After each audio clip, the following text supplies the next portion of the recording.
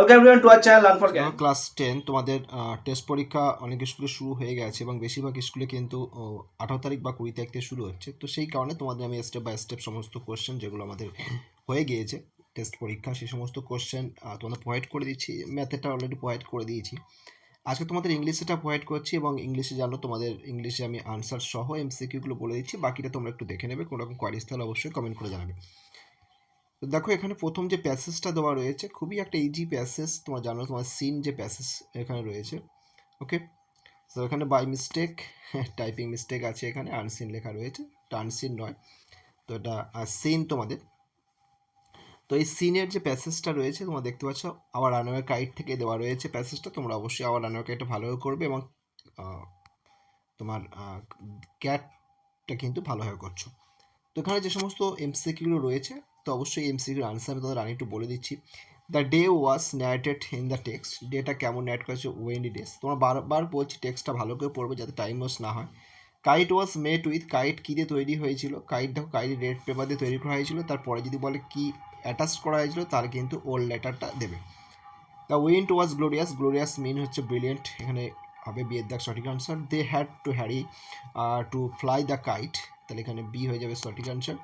And the lighthouse was situated, লাইট হাউসটা কোথায় অবস্থিত ছিল, ইন অ্যান আইল্যান্ড। ওকে, এবার কথা হচ্ছে তোমাদের এই সমস্ত এমসিকিউগুলো তোমরা অবশ্যই তোমরা নিজেরা প্র্যাকটিস করার চেষ্টা করবে, বারবার ধরে বলছি তোমাদেরকে। এর পাশাপাশি দেখো তোমাদের নেক্সট রয়েছে এখানে ফিল ইন দ্য ব্ল্যাঙ্কস রয়েছে। তোমরা লাইন অবশ্যই তোমরা সেটিং করে টেক্সটের থেকে লাইন দেখে সুন্দর করে তোমরা যেটা আনসার হবে সেটা তোমরা লিখছো, অর্থাৎ কমপ্লিট করবে সেন্টেন্সটাকে। এখানে তোমার কিছুটা দেওয়া রয়েছে, বাকি অংশ টেক্সটের থেকে নিয়ে যেটা অ্যাপ্রোপ্রিয়েট হবে সেখানে তোমরা এখানে এর সঙ্গে অ্যাটাচ করে দিচ্ছ, লিখে দিচ্ছ, সুন্দরভাবে লিখবে, কোনোরকমভাবে কিন্তু এগোবে না। অনেক স্টুডেন্ট ভুল করে, এই যে লাইনটা দেওয়া রয়েছে এই লাইনটা আবার এখানে লিখে দেয়, দিয়ে আবার আনসার লেখার চেষ্টা করে। তো অবশ্যই তাদেরকে বলবো তোমরা অবশ্যই ওটা ফলো করবে না। তোমরা যারা পারো ভালোভাবে লিখবে, যারা পারো না অবশ্যই এর পরের থেকে তোমরা লাইনটা খুঁজে লেখার চেষ্টা করবে। নেক্সট এখানে সি এর দাগে তোমাদের কোশ্চেন আনসার রয়েছে। দেখো এখানে দুটো কোশ্চেন লিখতে হচ্ছে, 4 নাম্বার রয়েছে দুটো কোশ্চেন। এখানে প্রথম question, what was the reaction Clot when the kite snap, যখন হচ্ছে এই যে ঘড়িটা ছিঁড়ে বেরিয়ে গিয়েছিল আর কি উড়ে, তখন ক্লটের রিয়াকশানটা প্রতিক্রিয়া কেমন ছিল।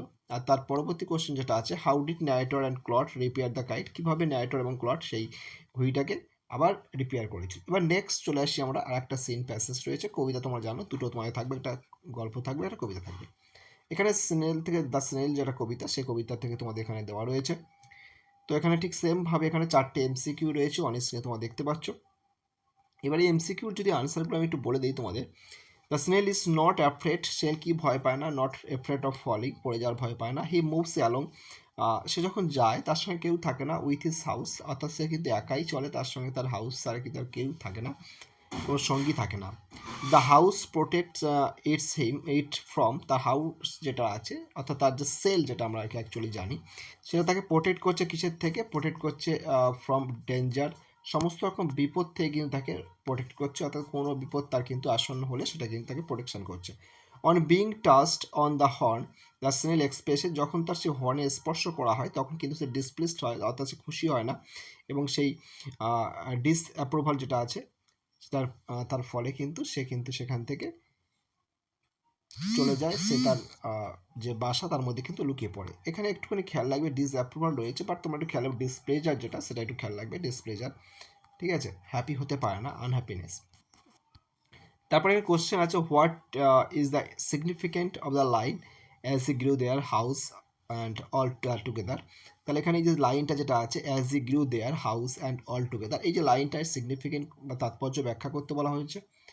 তো এখানে 2 মার্কসের যে কোশ্চেন, 2 মার্কসের তোমাদের এখানে দুটো কোশ্চেন লিখতে বলা হয়েছে, দুটো 4 নাম্বার। 2 মার্কসের একটা কোশ্চেন রয়েছে এখানে দেখো কবিতা থেকে, which aspect of the snail has been brought out by the fresh self collecting power. আমি যে কোশ্চেনগুলো দিয়েছিলাম কবিতার থেকে 2 নম্বরে যে কোশ্চেন, সেখানে কিন্তু এই সমস্ত কোশ্চেন সবই ছিল, ঠিক আছে। তো অবশ্যই যারা রেগুলার ওয়েতে পড়েছো তারা জানবে।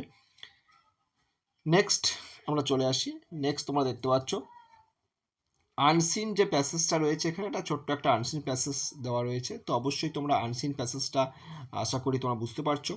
আনসিন প্যাসেজটা যেটা রয়েছে, আনসিন প্যাসেজটা ওই Nobel prize related, Nobel prize কখন ইন্ট্রোডিউসড হয়েছিল এবং কে ইন্ট্রোডিউস করেছিলেন, এবং ওনার কন্ট্রিবিউশন কী ছিল, এবং কোন কোন ফিল্ডে দেওয়া হয়, কী কাদেরকে দেওয়া হয়, এবং কীভাবে এটা আর কি ফার্স্ট টাইম ইন্ট্রোডিউস হয়েছিল, সবটা এখানে ইন ডিটেলসে একটু দেওয়া রয়েছে।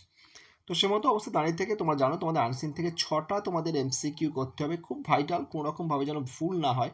এই 6টা এমসিকিউ কিন্তু তোমাদের নাম্বার ক্যারি করতে ভীষণভাবে হেল্প করবে। যারা একটু কম পড়াশোনা করো এই 6টা এমসিকিউ চেষ্টা করবে যে কোনো উপায় ঠিক করে আসার, ভালো করে টেক্সটটা পড়ে পড়ে একটু বুঝে নিয়ে। দেখো ফার্স্ট নোবেল প্রাইজ গিভেন, টেক্সটটা পড়লে তোমরা বুঝতে পারবে 1901 সালে। অ্যালফ্রেড নোবেল ওয়াচ, তিনি কোন দেশের লোক ছিলেন? সুইডিশের লোক ছিলেন। তারপরে Alfred Nobel donate much of his wealth, তার সম্পত্তির বেশিরভাগটাই দান করেছিলেন কিসের জন্য? নোবেল প্রাইজের জন্য। And the number of categories in which Nobel prize is given now. Now বলেছে মানে এখানে উত্তর চেঞ্জ হয়ে গেল। যদি নাও না বলতো তাহলে 5 হতো, আর যদি নাও বলার জন্য এখন কিন্তু 6 ফিল্ড, অর্থাৎ 6টা ফিল্ড, পরে ইকোনমিক্সটা অ্যাড হয়েছিল, ইকোনমিক্স সায়েন্স সেটা পরে অ্যাড হয়েছিল। ফার্স্ট টাইম যদি দেখো আমরা, ফার্স্ট টাইম অনেক খেয়াল করে দেখি এখানে ফিজিক্স, কেমিস্ট্রি, লিটারেচার, সাইকোলজি আর হচ্ছে পিসের জন্য দেওয়া হতো। তার পরবর্তীকালে দেখতে পাচ্ছি ইকোনমিক্স সায়েন্স সেটা কিন্তু অ্যাড হচ্ছে, তার ফলে কিন্তু 6টা হয়ে যাচ্ছে, খেয়াল লাগবে। তার Nobel prize are given for outstanding contribution in the selected field, অবশ্যই আউটস্ট্যান্ডিং যে পারফরমেন্স দেখাবেন এই সমস্ত ফিল্ড, যে 6টা ফিল্ডে বললাম এই 6টা ফিল্ডের পারফর্মের জন্যই তাদেরকে নোবেল প্রাইজ দেওয়া হবে। অ্যালফ্রেড নোবেল তিনি মারা যাচ্ছেন কবে? উনি মারা যাচ্ছেন মোস্ট প্রবলি 10th ডিসেম্বর, এখানে দেখে নিই একটু আমরা, উনি মারা যাচ্ছেন 10th ডিসেম্বর। ওকে, ঠিক আছে। সো এই ছিল এমসিকিউগুলো, এবং এর পাশাপাশি তোমাদের যে ট্রু ফলস রয়েছে, ট্রু ফলস তোমরা জানো 3টে তোমাদের ট্রু ফলস লিখতে হবে, একটা ট্রু ফলস কিন্তু 2 নাম্বার করে, 6 নাম্বার থাকবে। টি আর এফ, যদি তোমাদের যে প্রথম টি বা এফ যেটা হবে সেটা যদি ভুল লেখো তাহলে 0 পেয়ে বাড়ি আসতে হবে, আর টি আর এফ যদি ঠিক লেখো, সাপোর্টিং সেন্টেন্স যদি ভুল হয় তাহলে 1 নাম্বার পাবে। কিন্তু সাপোর্টিং সেন্টেন্স ঠিক হলো, বাট টি আর এফ এর মধ্যে যদি যেটা হবে এখানে টি বা এফ যা হবে সেটা যদি ভুল হয় তাহলে কিন্তু পুরো 0 দিয়ে দেবে। কিন্তু সাপোর্টিং সেন্টেন্স ভুলও হলে 1 পাবে, কিন্তু সাপোর্টিং সেন্টেন্স ঠিক হলেও ট্রু ফলস ভুল হলে কিন্তু পুরো 0 দেবে। তো অবশ্যই 3টে এখানে থাকবে, তোমরা অবশ্যই 3টে ঠান্ডা মাথায় করবে, কোনো রকম কোনো টেনশন নেবে না। 3টে এখানে আছে দেখতে পাচ্ছ অনেক ছিল, তোমার দেখিয়ে দিচ্ছি। তারপরে 4টে 2 মার্কসের কোশ্চেন থাকবে, তোমরা কেউ ছেড়ে আসবে না। যারা পারবে না লাইন ম্যাচিং করে করে অন্তত লিখে আসার চেষ্টা করবে, ঠিক আছে? এই লাইন ধরে ধরে লিখে আসার চেষ্টা করবে, একদম ছেড়ে আসবে না। যারা পারো তো অবশ্যই সুন্দর করে কোশ্চেন ধরে সেট করবে। কোশ্চেন ধরে সেট করলে কী হয় না, যে 2 নাম্বার সেটা ফুল মার্কস সেটা কিন্তু তোমরা ক্যারি করতে পারবে। আর যারা একদম পারবে না, ছেড়ে আসে 0 পাওয়ার থেকে, 0 পাওয়ার থেকে তো এটা তো বেটার যে অন্তত লাইন ধরে ম্যাচিং করালে স্যার যদি অন্তত তোমাদের প্রতি একটু সহনশীল হয়ে যদি 1 নাম্বার অন্তত দেয় তাহলে সেটা তোমাদের বেটার হবে। তো অবশ্যই তোমরা চেষ্টা করবে সেইভাবে কিন্তু লিখে আসার, ইংলিশে কেউ ছেড়ে আসবে না কিছু, ঠিক আছে? আশা করি বোঝাতে পারলাম। এবার চলে আসি আমাদের গ্রামারের পার্ট। গ্রামারের পার্টে যেহেতু 12 নাম্বার গ্রামার থাকবে, ভোকাবুলারি 8 নাম্বার, তো গ্রামার যে দুটো পার্ট রয়েছে তার গ্রামার প্রথমে 12 নাম্বার দেখতে পাচ্ছি। প্রথমে যেটা রয়েছে এখানে দেখতে পাচ্ছ তোমাদের ভার্ব বা টেন্স, যেটা আমরা দেখতে পাচ্ছি। তাহলে এখানে সঠিক আনসার তোমাদের হয়ে যাবে ওয়্যার কিল্ড, এখানে র্যাম্পড হবে, অ্যান্ড এখানে অ্যাসেন্ডেড হয়, ইজ অ্যাসেন্ডিং হয়, বাট ইজ তো এখানে নাই, এখানে ইজ থাকলে ভালো হতো। তো যাই হোক, সেখানে যেটা রয়েছে এখানে অবশ্যই অ্যাসেন্ডেড থাক, ঠিক আছে? তাহলে এখানে তাহলে ওয়্যার কিল্ড, র্যাম্পড হচ্ছে, অ্যান্ড অ্যাবসকন্ডেড, এটাই কিন্তু এখানে সঠিক আনসার হয়ে যাচ্ছে। নেক্সট আমরা চলে আসি ডু অ্যাজ ডিরেক্টেড। এখানে আমরা যদি দেখি এখানে আমাদের অ্যাপ্রোপ্রিয়েট আর্টিকেল পিউশন এখানে 3 নাম্বার থাকবে, তাহলে ওখানে 3 নাম্বার ছিল টেন্সের ক্ষেত্রে, এখানে আর্টিকেল পিউশন 3 number. I normally ate with my mother sitting on the floor of the kitchen she would place a banana leaf before me, এটা হচ্ছে স্ট্রং রুটের লাইন। ক্লাস 12 একটা টেক্সট আছে wings of fire, APJ Abdul কালামের autobiography writing. তো সেই autobiography রাইটিংয়ের wings of fire থেকে আমাদের স্ট্রং রুট আছে ক্লাস 12, তার আর কি প্রথম যে অংশটা সেখান থেকে দেওয়া রয়েছে, তিনি মায়ের সঙ্গে খেতেন সেইটা বোঝানো, ঠিক আছে? তারপরে এখানে দেখো 3টে ডু অ্যাজ ডিরেক্টেড যেটা রয়েছে, ভয়েস সেন্স রয়েছে, ন্যারেশন রয়েছে, ডিগ্রি রয়েছে 3 নাম্বার, তাহলে এই হয়ে গেল 9 নাম্বার। আর ফ্রেজাল ভার্ব রয়েছে 3 নাম্বার, 12 নাম্বার। তাহলে does the moon know you, তাহলে ডাস দ্য মুন, ডাসের জন্য অবশ্যই আমরা অ্যামেজার ইউজ করবো, ইউ আসবে সামনে, তাহলে এখানে আমরা লিখতে পারি আর ইউ লিখলাম। তারপরে ভার্ব হচ্ছে নো, নোয়ের থার্ড ফর্ম লিখবে, নোয়ের থার্ড ফর্ম হচ্ছে নোন। তারপরে কি দেবে, নোনের পরে টু বসে, তারপরে হচ্ছে দ্য মুন কোশ্চেন মার্ক, ঠিক আছে? তাহলে এই লাইনটাও কিন্তু আমরা দেখতে পাচ্ছি ক্লাস 11-এর যে ওল্ড সিলেবাস ছিল লিলাস ফ্রেন্ড, সেখান থেকে কিন্তু দেওয়া হয়েছে। চলে আসি নেক্সট আমরা, হি বা said to me I started a new job, তাহলে he said to me I started, তাহলে হিটা এখানে টাইপিং মিস্টেক, এখানে হিটা ক্যাপিটাল হবে অবশ্যই। তাহলে he started he said to me I started a new job. তাহলে আইটা হচ্ছে হি, তাহলে একদম সহজ। হি সেটের পরিবর্তে টোল্ড করছো, সেটের পরিবর্তে সি টোল্ড মি দ্যাট আইটার পরিবর্তে হি লিখছো।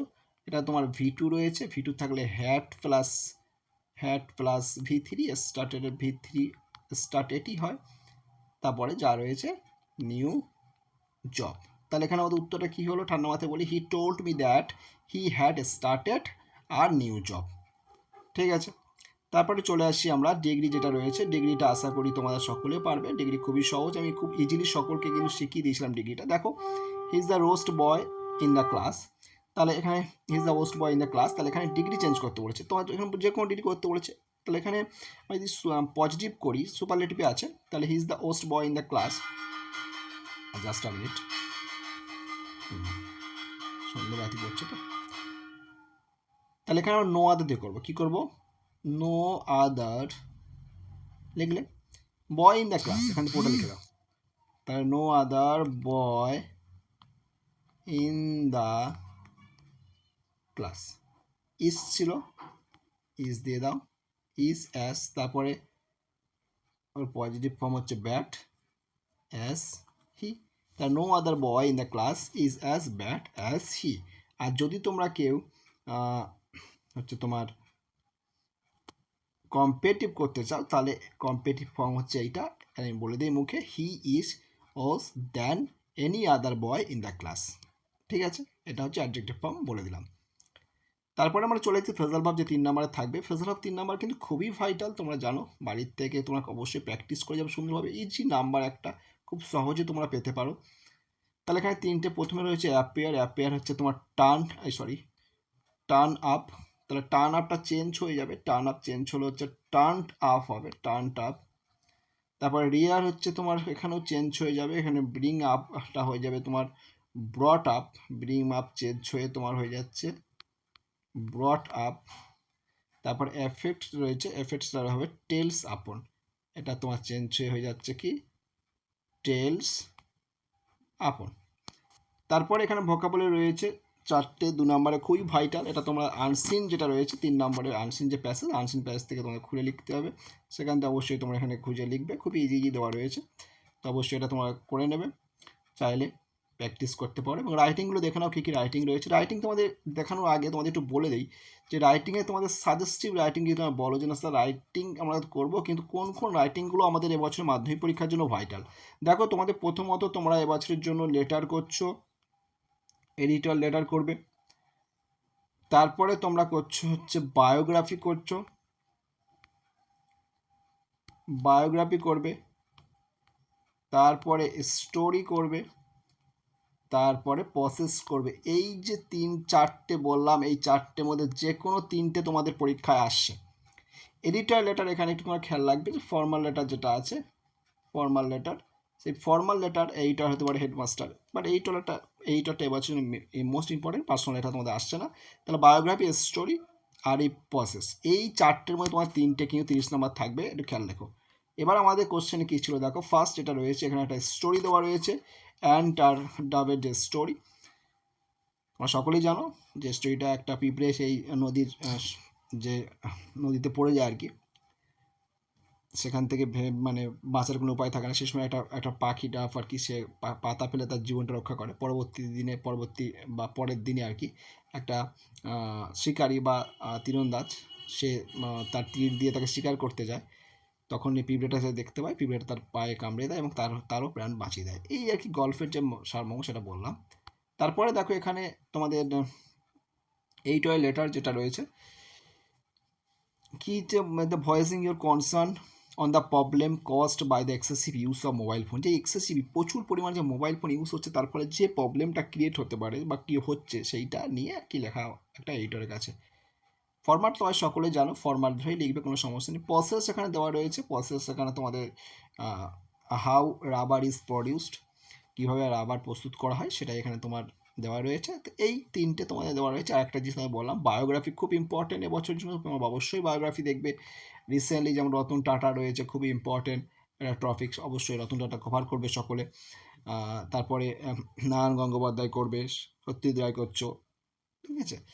এরকমভাবে সমস্ত বায়োগ্রাফি যদি চাও তোমরা, বায়োগ্রাফির ফরম্যাট আমার কাছে সুন্দর করে লেখা রয়েছে, লিখে আসলে আমি তো কথা দিচ্ছি তোমাদের যদি খুব ভালো করে কোনো কিছু ভুল না করো তাহলে 10-এ 10 দিতে বাধ্য, সেই বায়োগ্রাফির যে ফরম্যাট আমার কাছে রয়েছে।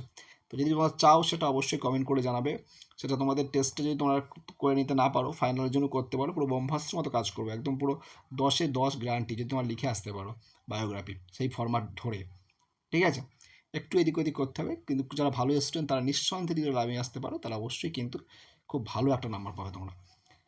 ওকে, তো যারা সম্পূর্ণ ভিডিও দেখলে আশা করি বুঝতে হচ্ছে কতটা হেল্পফুল এই ক্লাসগুলো। তো অবশ্যই সাথে থাকো, রেগুলার ওয়েতে ক্লাস দেখো, ক্লাস চ্যানেলটা সাবস্ক্রাইব করে রাখো এবং প্রচুর পরিমাণে বন্ধুদের শেয়ার করো যাতে সকলে এই ফ্রি ক্লাসটি পেয়ে হেল্প পেতে পারে। সো আজকে ক্লাস এখানে end করছি, ভালো থেকো, বাই।